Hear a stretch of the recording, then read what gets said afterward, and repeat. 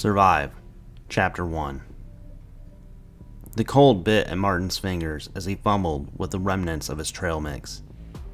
The forest, dense and oppressive, seemed to press in around him from all sides. He had been out here for a week, but it felt like an eternity. He was no survivalist. The closest he had ever come to roughing it was a weekend camping trip with his college friend, where they had spent more time drinking beer than learning to live off the land. He looked around at his poorly built shelter, a flimsy structure of sticks and leaves that barely kept the wind out, let alone the rain. The nights were the worst, filled with the sounds he couldn't identify and shadows that seemed to move on their own. His body ached from sleeping on the hard ground, and stomach rumbled constantly, a painful reminder of his lack of preparedness. Martin sat by the small fire that he managed to keep going, more by luck than skill. He had found a few dry twigs and some moss he used as kindling, but he knew it wouldn't last. The fire's warmth was comforting though, and he leaned in close, trying to absorb as much as he could. He pulled out the last of his trail mix and began rationing it, counting out the individual nuts and dried fruit pieces. He had 2 packs left from his original 30, and he knew he needed to make it last. His mission was clear: survive the wilderness as long as possible, even if it meant the rest of his life. But reality was setting in, and he realized just how unprepared he was. The sun had dipped below the horizon, and the forest was bathed in eerie twilight. Martin looked up at the canopy of trees above him, the branches swaying gently in the evening breeze. The forest was alive with sounds, the rustle of leaves, the chirping of insects, and something else, something he couldn't quite place. A low, distant growl rumbled through the trees, sending a shiver down Martin's spine. He had heard it before, a few nights ago, but had dismissed it as his imagination. Now, alone, in the darkening forest, he wasn't so sure. He strained his ears, trying to pinpoint the source of the noise, but it seemed to come from everywhere and nowhere all at once. Martin shook his head, trying to clear his thoughts. "Get a grip," he muttered to himself. "It's just an animal, probably a bear or a wolf. Nothing you can't handle." But deep down, he knew it wasn't just a wolf or a bear. There was something else out there, something watching. He stood up and stretched, his muscles protesting the movement. It was time to gather more firewood. The thought of venturing away from his small circle of light made his heart race, but he knew he had no choice. Without the fire, he would freeze before morning. As he moved through the trees, he kept his eyes and ears open, alert for any signs of danger. The forest seemed to close in around him, the shadows growing longer and darker with each passing minute. He picked up a few fallen branches and began to make his way back to camp when he heard it again, a rustling in the underbrush, followed by a low, guttural sound that made his hair on the back of his neck stand on end. Martin froze, his heart pounding in his chest. He slowly turned his head, scanning the darkness for any sign of movement. For a moment, he thought he saw something, a large, hulking figure moving between the trees, but it had gone in an instant, leaving him questioning his sanity. He hurried back to the shelter, his arms full of firewood, and quickly fed the flame. The fire roared to life, casting flickering shadows on the trees around him. He sat down, his back against a large rock, and tried to calm his racing heart. "It's just your imagination," he told himself again, though the words sounded hollow. He had never believed in monsters, but the noises in the forest were making him question everything he thought he knew. The night wore on, and Martin found himself dozing off despite his fear. He was exhausted, both physically and mentally. His body demanded rest. He drifted in and out of sleep, his dreams filled with dark, shadowy figures and haunting growls. At some point in the night, he awoke to the sound of snapping twigs. His eyes flew open, and he peered into the darkness, straining to see. The fire had died down to embers, and the forest was eerily quiet, too quiet.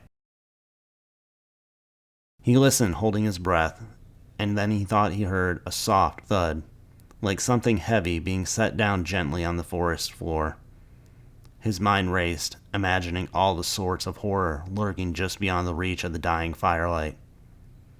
For a long while he sat there, clutching a makeshift spear that he had fashioned from a sharp rock and a sturdy branch. His eyes darted around the camp, watching for any signs of movement, but nothing came. Slowly the fear began to ebb, replaced by a weary resignation. As dawn broke, Martin rose stiffly from his spot and stretched. He felt a little better in the light of day, but the memory of the night's noises lingered. He needed to find food and improve his shelter if he was going to survive out there. The thought of giving up never crossed his mind. He was determined to prove himself that he could do this, that he could live off the land. But as he set out to forage berries and edible plants, he couldn't shake the feeling that he was being watched. The forest, beautiful and serene in the daylight, held secrets that he was only beginning to uncover.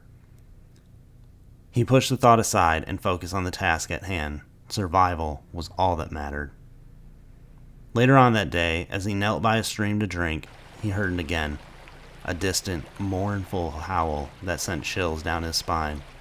He looked around, but saw nothing. The beast, whatever it was still out there, and it was getting closer. Martin stood on the edge of the stream, the icy water numbing his bare feet. He had fashioned a crude fishing line from some vine he found and bent a safety pin he had in his pocket to make a hook. It wasn't much, but it was all he had. His stomach growled as he stared at the water, willing a fish to bite. He had plenty of fish darting around the clear stream earlier, the silver scales flashing in the sunlight, but now, as he stood there, trying to keep his hands steady, they seemed to have disappeared. Minutes stretched into hours, and still nothing. Frustration built inside him, and he let out a low growl of his own, pulling the line from the water. "This is pointless," he muttered, throwing his line down on the ground. He sat on a nearby rock and buried his face in his hands. He was so hungry, and the meager rations of trail mix were not enough to sustain him. He needed real food. After a few moments of self-pity, Martin took a deep breath and stood up. He couldn't afford to give up. He needed to try. He gathered his fishing line and moved downstream, hoping a change of location might bring better luck. But after another hour of fruitless attempts, he admitted defeat. The fish were either too smart or too elusive for his amateur skills. Dejected, Martin returned to his camp. His shelter, a pitiful lean-to made of sticks and leaves, looked even worse in the harsh light of day. Determined to improve, he set off to work, gathering more branches and foliage. He tried to weave the branches together, creating a more solid wall, but they refused to stay in place. The structure collapsed twice under his efforts, each failure chipping away at his already fragile resolve. Sweat dripped down from his face as he worked, his hands scraped and bleeding from the rough branches. He paused to wipe his brow, taking a moment to catch his breath. The sound of the forest around him was almost peaceful, a stark contrast to the turmoil in his mind. With renewed determination, Martin gathered more leaves and branches, carefully placing them to reinforce his shelter. But every time he thought he had it, a gust of wind or his own clumsy movement would send it crashing down again.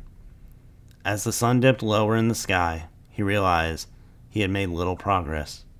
His shelter was still a flimsy pile of sticks and leaves. "Damn it," he shouted, kicking at the fallen branches in frustration. The forest swallowed his cry. The only response was the rustling leaves and the breeze. He sat down heavily, his energy spent. He was no carpenter, no woodsman. He was just trying to survive, and failing miserably. As dusk settled in, the familiar sense of dread crept over him. He remembered the sounds from the previous night, the unseen presence that seemed to stalk him. He couldn't just sit here and wait for it to come again. He needed a plan. Martin stood and looked around his camp, his mind racing.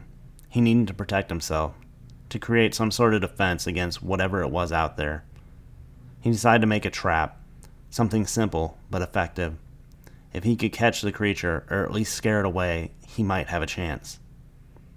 He searched the area for materials, finding a few strong vines and some sharp sticks. He worked quickly, his fear giving him a new sense of purpose. He set up a snare near the edge of the camp, the sharp sticks positioned to impale anything that it caught. It wasn't perfect, but it was the best that he could do with what he had. As he finished setting a trap, darkness began to envelope the forest. He retreated to his fire, feeding it more wood and watching as the flames danced higher. The firelight flickered on the trees, casting long, dark shadows.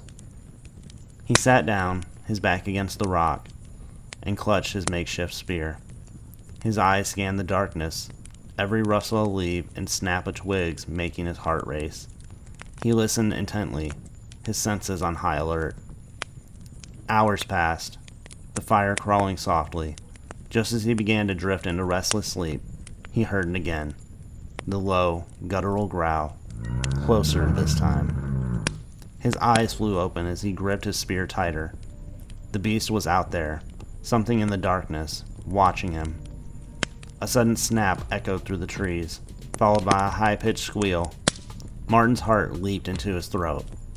He jumped to his feet, his spear at the ready, and edged towards the source of the noise. The trap. Had it worked? He approached cautiously, his breath coming in short, shallow gasps. The moonlight filtered through the trees, casting an eerie glow on the scene. There, caught in his snare, was a small animal, thrashing wildly. It was a rabbit, its fur matted and eyes wide with fear. Martin felt a pang of guilt, but also a surge of relief. He had caught something, his first real food in days. The creature let out another squeal, trying to escape the snare, but it was securely trapped. Martin knelt down and ended its suffering quickly, his hands trembling. He picked up the rabbit, its body warm and soft, and headed back to the fire. The encounter had left him shaken, but also more determined. He had survived another night, and now he had food. The beast was still out there, but for now, his immediate needs took precedence. He would have to be smarter, more resourceful. His mission was clear: survive no matter what. And he would. He had to. Survive. Chapter 2. Martin awoke to a crisp morning air. The memories of the previous night's successful hunt still fresh in his mind. The rabbit had provided him with his first real meal in over a week, giving him a much-needed boost of energy and morale. The sun filtered through the trees, casting dappled shadows on the forest floor. For the first time since his ordeal began, he felt a glimmer of hope.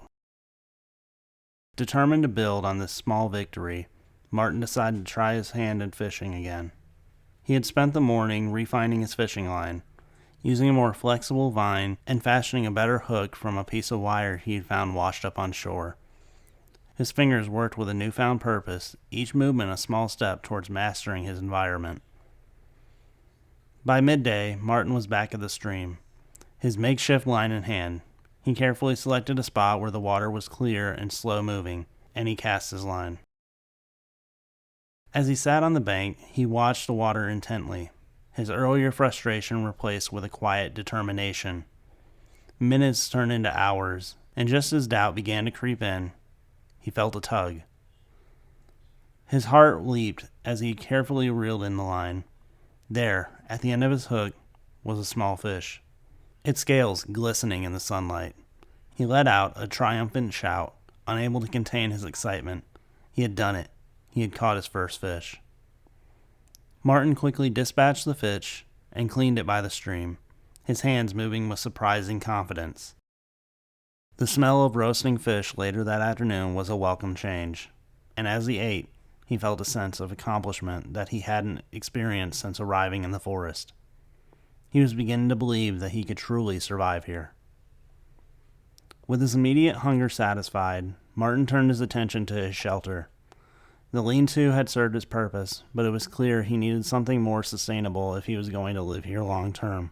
He had spent the next few days gathering material, strong branches, leaves, and vines, and slowly began to upgrade his shelter. At first, the process was frustrating. The branches wouldn't stay in place, and the walls collapsed more than once. But Martin persevered, learning from each failure. He lashed the branches together with vines, creating a sturdy frame. He layered leaves and smaller branches on top, forming a roof that could withstand the elements. Each evening, he worked until the light faded, his body aching but his spirit undeterred. Slowly but surely, the structure began to take shape. He built a small wooden door, securing it with a latch made from a bent piece of metal that he had found. As he stepped back to survey his work, he felt a swell of pride. It wasn't perfect, but it was a significant improvement. A month had passed since he had first stumbled into the forest, ill-prepared and terrified. Now, as he stood in front of his small one-room house, he felt a sense of accomplishment he had never known before. The shelter was sturdy, providing him with a secure place to sleep. The small victories, catching fish, upgrading his shelter, gave him confidence and hope. The forest, once an alien and threatening place, had become his home. He knew its rhythm and sounds, and though the creature's nocturnal growls still echoed through the trees, they no longer filled him with fear.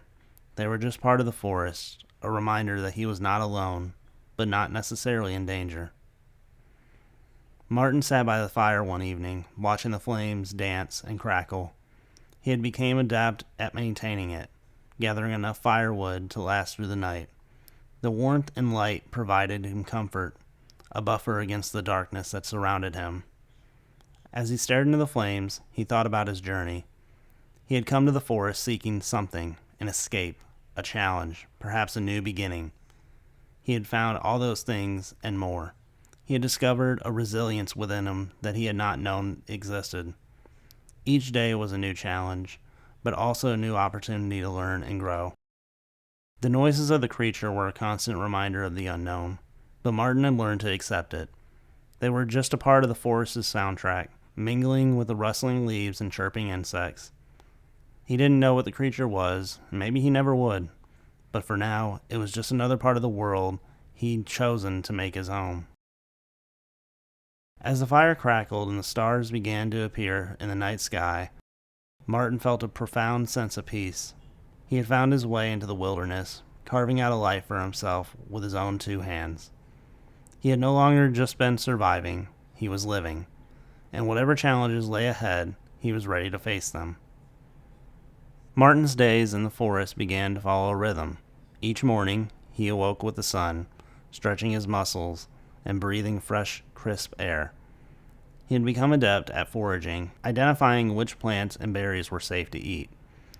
He had even stumbled upon a patch of wild onions, their sharp scent a delightful addition to his meals. Fishing had become part of his daily routine, and Martin's skills had significantly improved. He had crafted a more effective fishing rod from flexible branches and a proper hook and some improvised bait. He often returned to camp with a couple of decent-sized fish.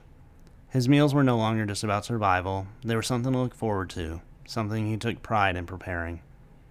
His shelter had evolved into a cozy one-room house. The walls were reinforced with a mixture of mud and leaves, creating a sturdy barrier against the element. The roof, now layered with thick foliage and bark, kept the rain out effectively. The wooden door, secured with a latch that he had carved from a sturdy branch, gave him a sense of security he hadn't felt since leaving civilization. Martin even fashioned a small table and bench from fallen logs, giving his home a sense of permanence and comfort. Each improvement made him feel more at ease, more connected with his life that he had chosen. He had even started a small garden, planting seeds he had found and nurturing the tiny sprouts with care. Despite the occasional pang of loneliness, Martin felt a profound sense of accomplishment. He had not only survived, but he had begun to thrive in the wilderness. His body had grown lean and strong, his mind sharp and alert.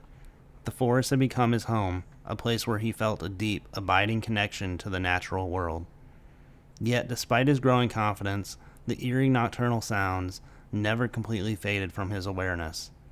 The guttural growls and strange rustlings were a constant reminder that he shared the forest with other creatures, some of which he has never seen. One night, Martin woke with the urgent need to relieve himself. He quickly slipped out of his shelter, careful not to disturb the peace of night. The fire had burned down to embers, casting a soft, flickering glow around the camp. He moved a short distance away into the cover of the trees and emptied his bladder. As he finished, a feeling of unease washed over him. The night was unnaturally quiet. The usual chorus of insects and distinct animal calls conspicuously absent. He stood still, his breath fogged in the cool night air, and scanned the darkness around him. Then he saw them. Two bright, glowing eyes staring back at him from the shadows. They were set high off the ground, indicating the creature stood at least 7 to 9 feet tall. Martin's heart pounded in his chest as he took a step back, his mind racing. For a moment, time seemed to stand still. The creature did not move, its glowing eyes fixed on Martin. He could barely make out its silhouette, a massive, hulking figure blending seamlessly with the night. The realization hit him like a physical blow. The beast was real.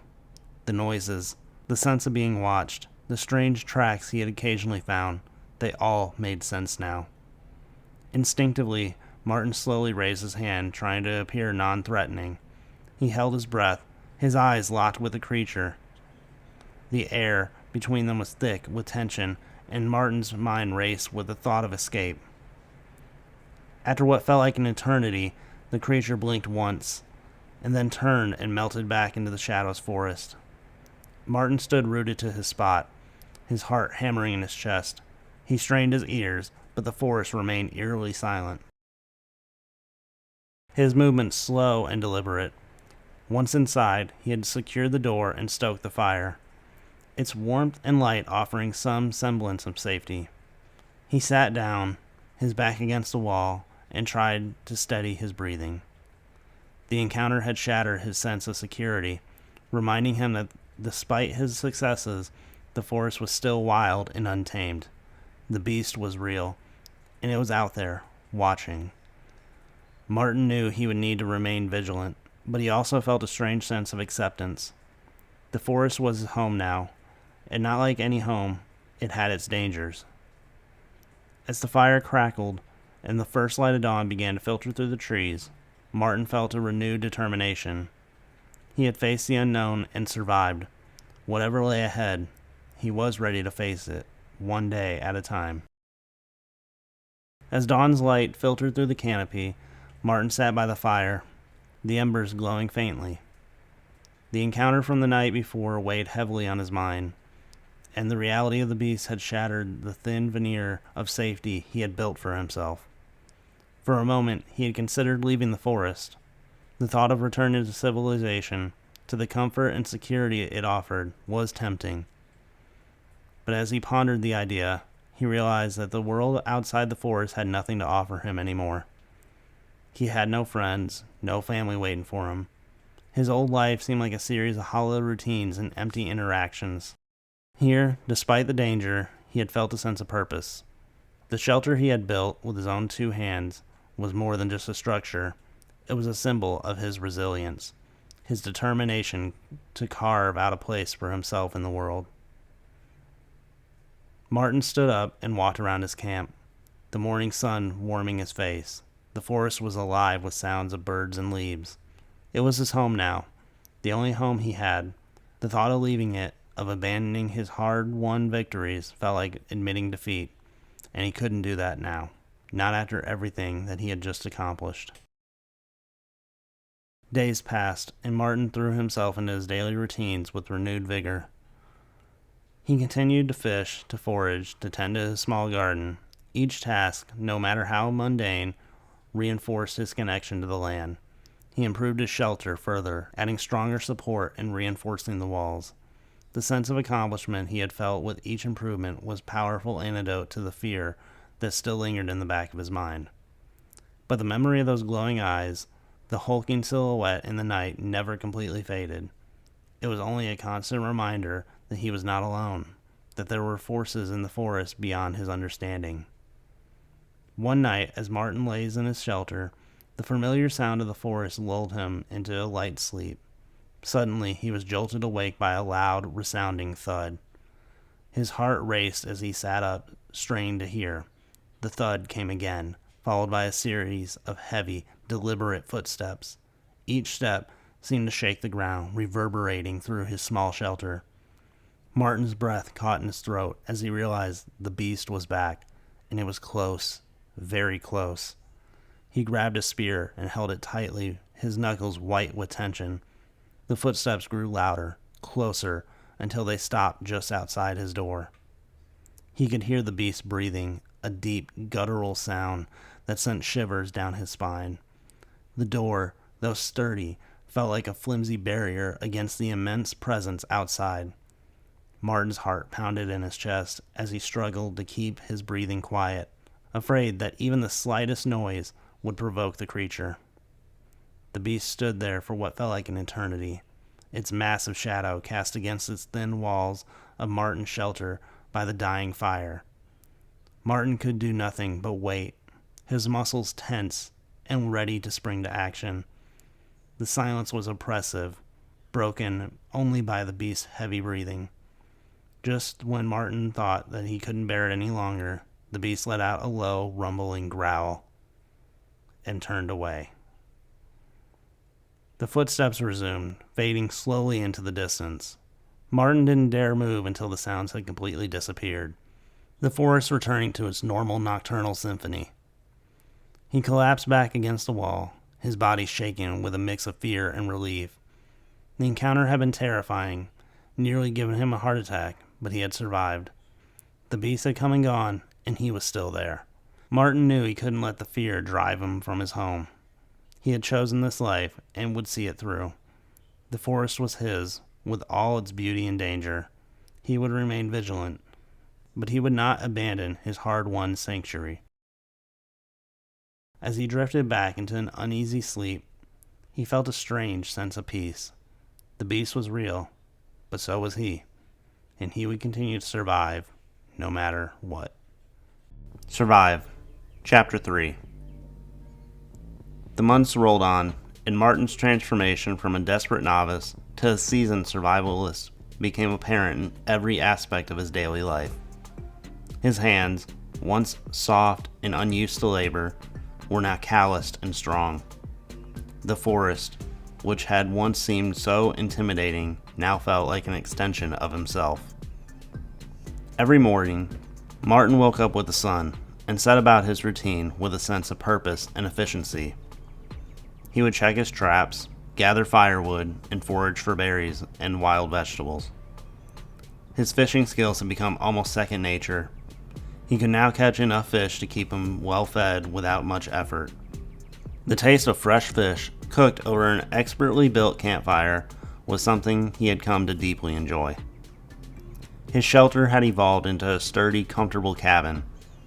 It was reinforced with thicker walls, a well-constructed roof that provided excellent insulation.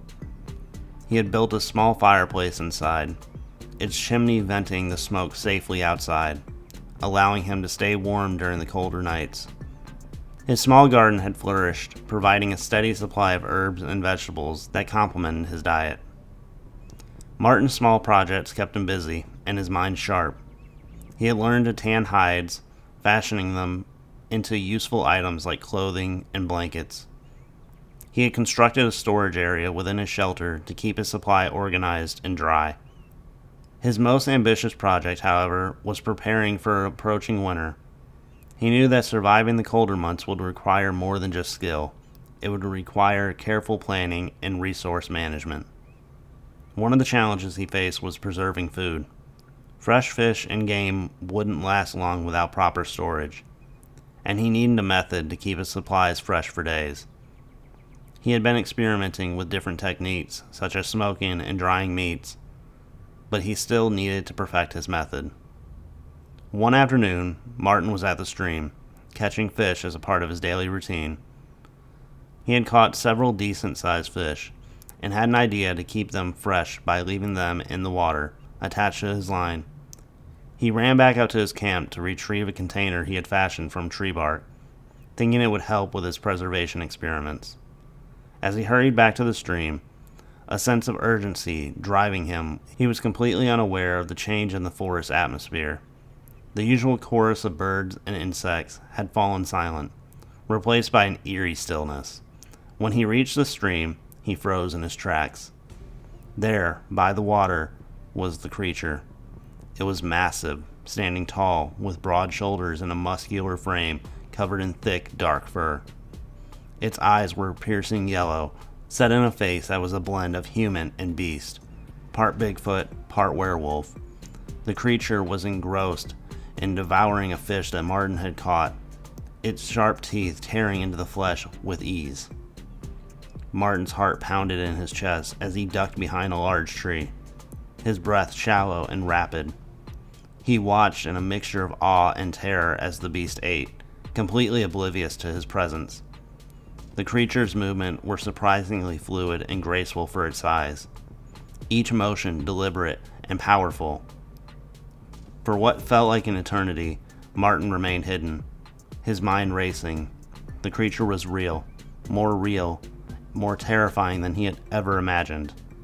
Yet it wasn't attacking him or rampaging through his camp. It was simply eating, driven by the same basic need for survival that guided Martin's own actions. Eventually the beast finished its meal, leaving only scraps of fish behind. It lifted its head, sniffing the air cautiously. Martin held his breath, his body tense, but the creature didn't seem to detect him. It turned and lumbered back into the forest, its massive form blending into the shadows until it disappeared completely. Martin waited several minutes after the beast had gone, his muscles aching from tension. Finally, he emerged from his hiding spot, his mind a whirlwind of thought and emotion.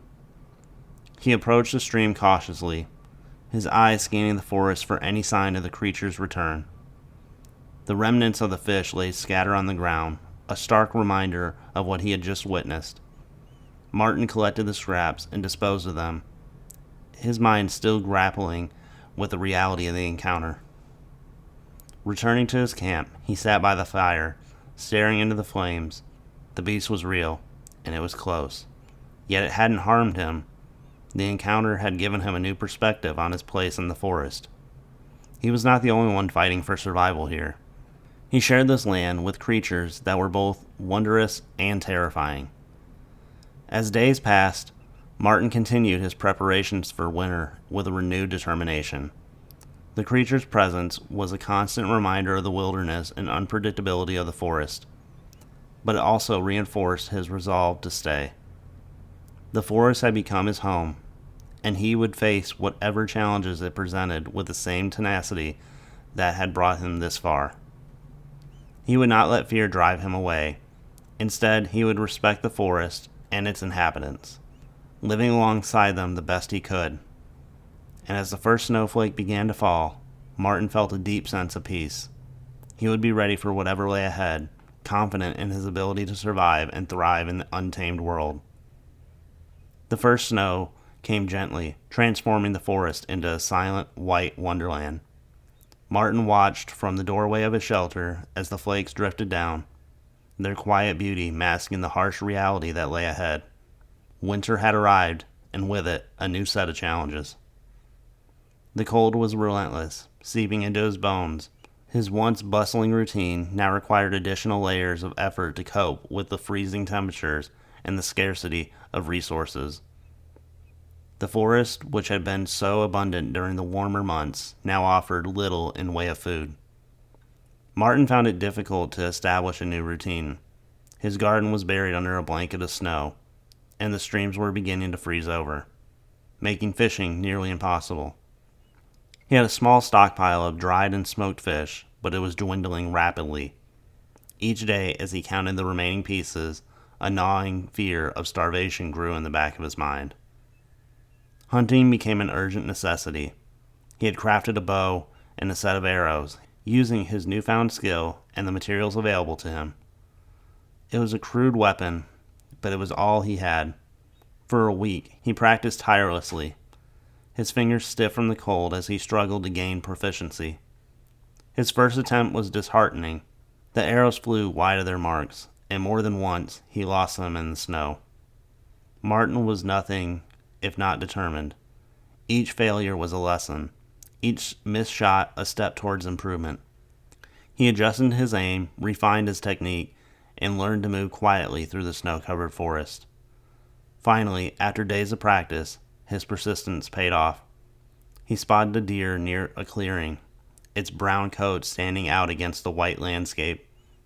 Moving with painstaking caution, Martin nocked an arrow and drew his bowstring back. He held his breath, aimed, and released. The arrow struck true. The deer fell, and Martin felt a surge of relief and triumph.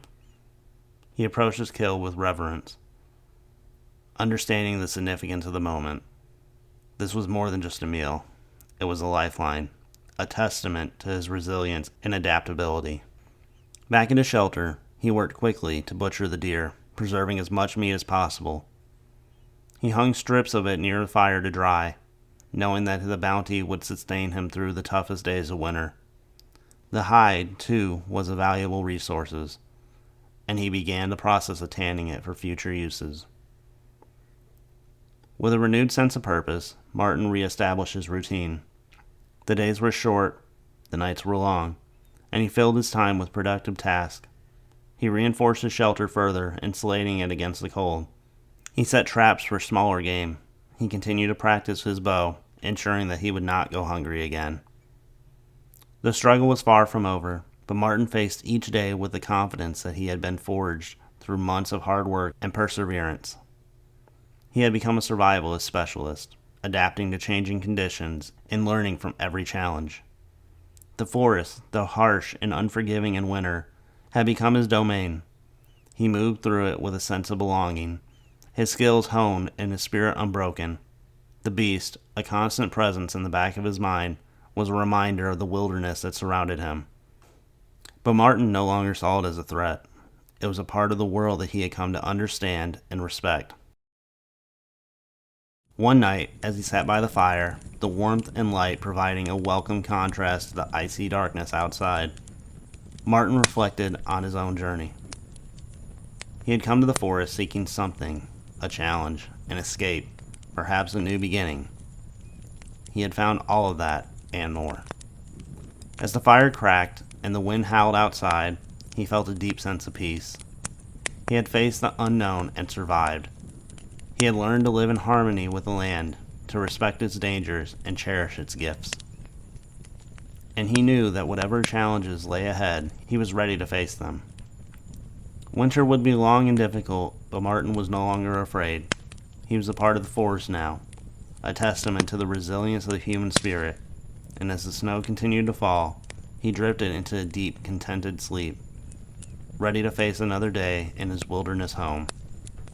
That same night, the forest's peaceful silence was broken by a familiar, chilling sound. The heavy, deliberate footsteps echoed through the icy stillness, growing louder as they approached Martin's shelter. He woke with a start, his breath visible in the cold air. The beast was back. Martin sat up, his heart pounding. He had encountered the creature before, but this time it felt different. There was an intensity in the air, a sense of imminent danger. He listened intently, the fire casting flickering shadows on the wall of his shelter. The footsteps stopped right outside his door. Martin held his breath, his body tense with anticipation. He had always thought that if he kept quiet and still, the beast would eventually leave. It had worked before.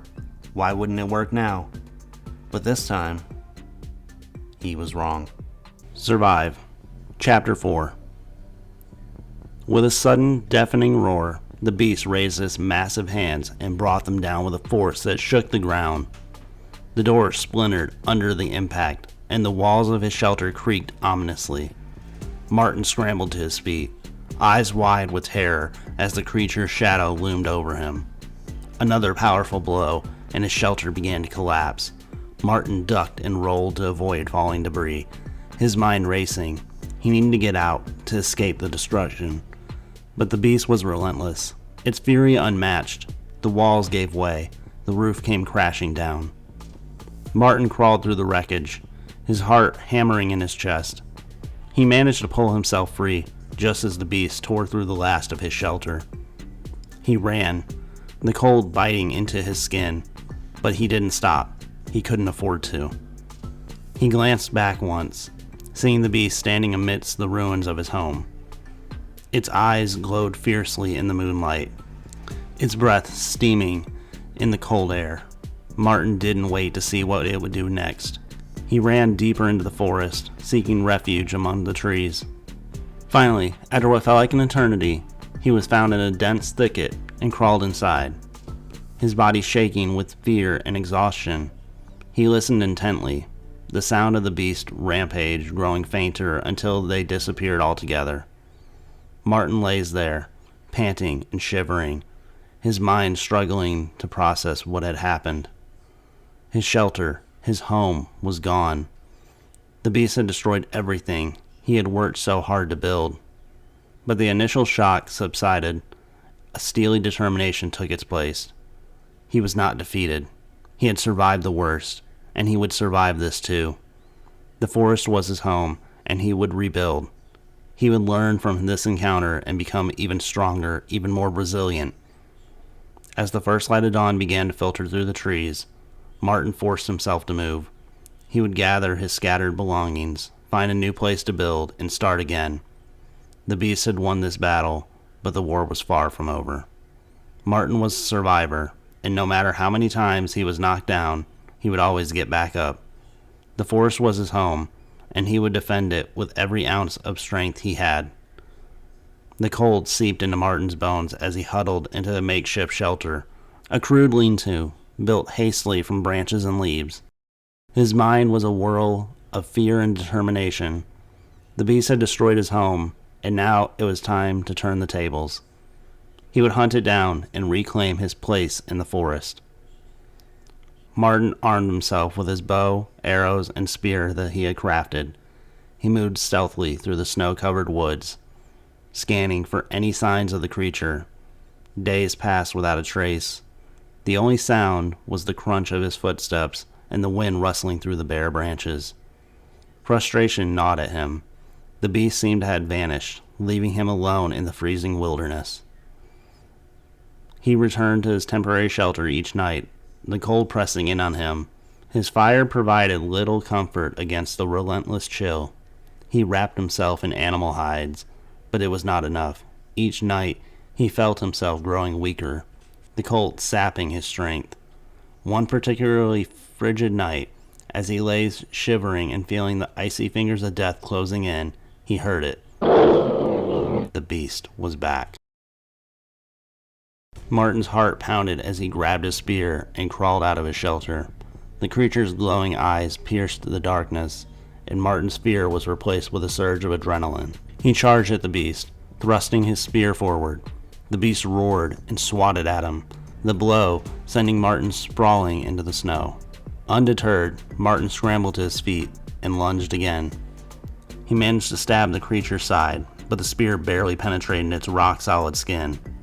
The beast roared in pain and fury, its eyes blazing with savage intensity. It chased after Martin, its massive form barreling through the snow with terrifying speed. Martin ran, weaving through the trees, trying to stay ahead of the creature's powerful strides.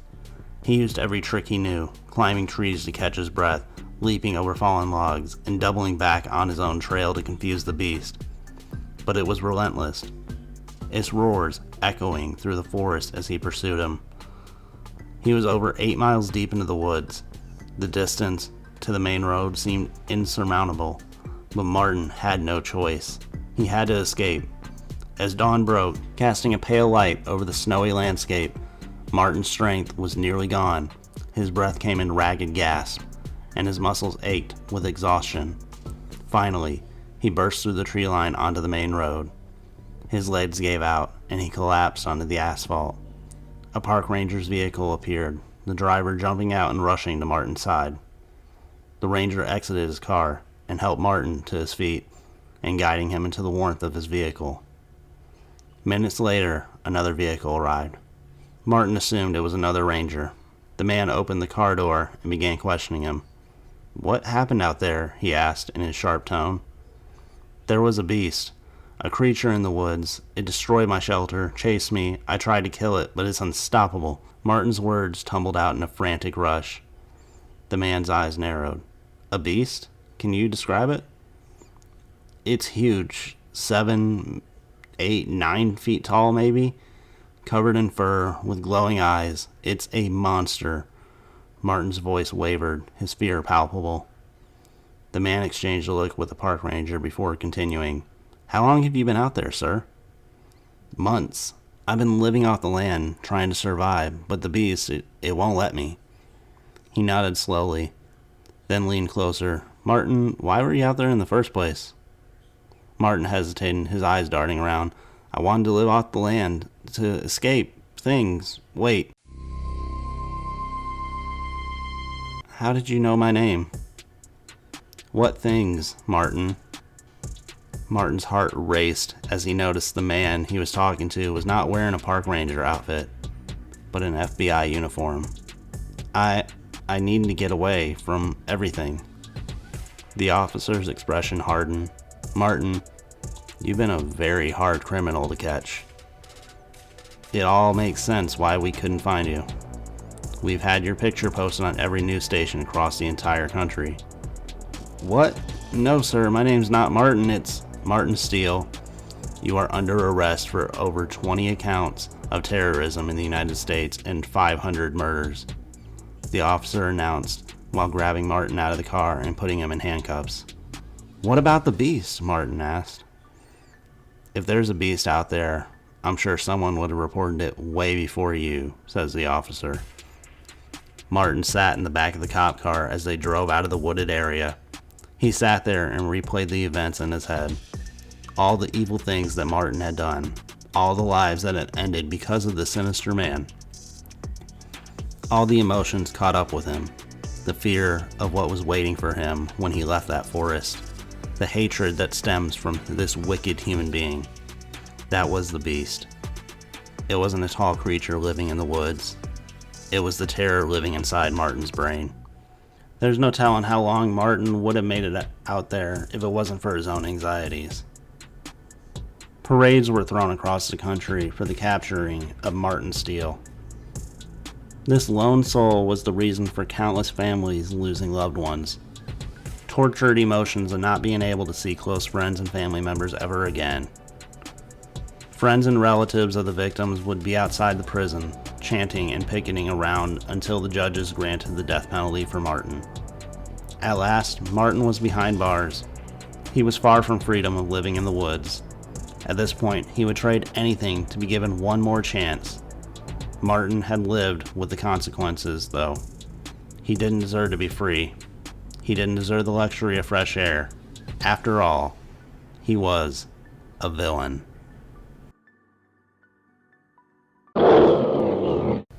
So that is going to do it for my story, Survive.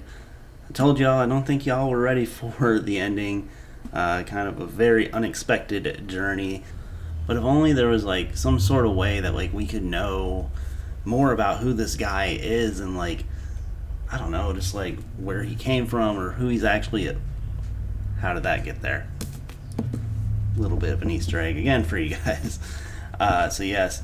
But since it's here, let's go ahead and talk about it. Again, one last plug. My book, Perfect Journey Through Villainous Eyes, is available on Amazon. If you are an avid reader or a lover of thriller stories or looking to support an independent author / rookie content creator, please check out this book. It would mean an absolute lot to me. Like I said, we have the paperback edition if you want the physical edition. We also have an e-reader edition. If you have Kindle Unlimited, it's absolutely free with your subscription. So yes, please check out this story if you can. If you're not a reader or have no interest in reading, that is fine. We will be covering 5 of the 6 stories eventually here on the channel. It is going to be a while before we get through them, but we will be getting through 5 of the 6 books here on the channel. The only one that we will not be doing is Booth, which is a psychological thriller that's absolutely crazy. But that one will not be covered on the channel. That is a book exclusive. So purchasing the book or reading the book in any way, shape, or form is the only way that you'll be able to hear that story. But the other 5 of 6 we will be covering here on the channel. But that is going to do it for today. I hope that you guys did enjoy my story, Survive. As one story ends, another begins. So next Friday, we will be coming back with a brand new story. Which one is it? Well, it's the last one from my debut book, Whisper in the Shadows. But if you don't know which one that is, I'm sure you won't have to wait that much longer to find out. But yes, that will do it for today. Hope that you guys did enjoy. Be sure to click that subscribe button. We're on the road to 100 subscribers. We are getting closer to that, so if we can do that by the end of March, that would be an absolute dream for me. Don't forget to hit that like button. And as always, thank you for spending a little bit of your evening here with me.